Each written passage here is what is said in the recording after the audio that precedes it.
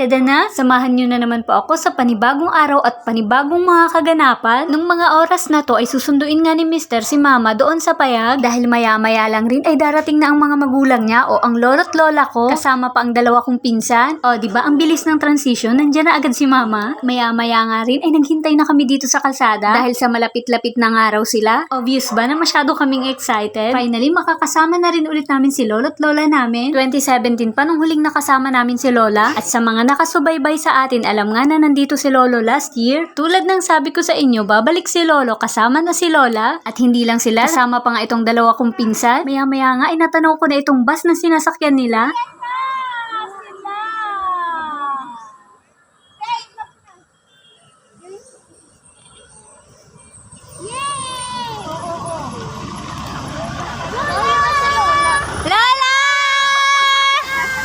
At sakto pa nga na nasa may bandang bintana si Lola. Kaya naman tara, samahan niyo akong salubungin sila.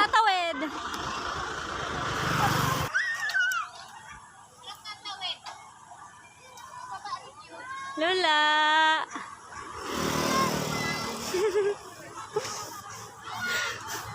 Oy, ano? Lo! Ay, hindi nagkano sa bagyo. Dito tayo, padaanin muna natin yung bus. Halika dito la. Excited na sila sa'yo. Naglalaway na. Salamat nga po pala sa driver at conductor nitong bus na safe na karating ang pamilya namin. Hoy!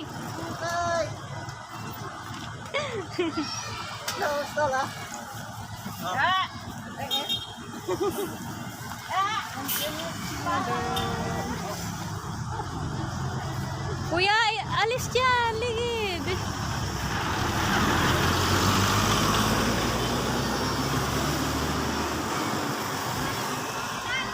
At ayan nga, isang mahigpit na yakap at mainit na halik para sa mga anak nila.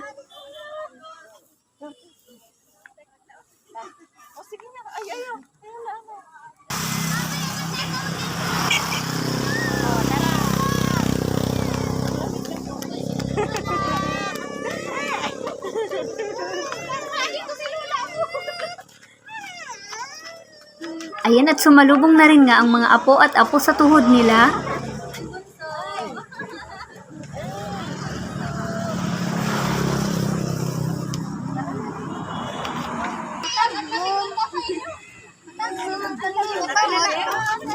Ay, naka-aircon.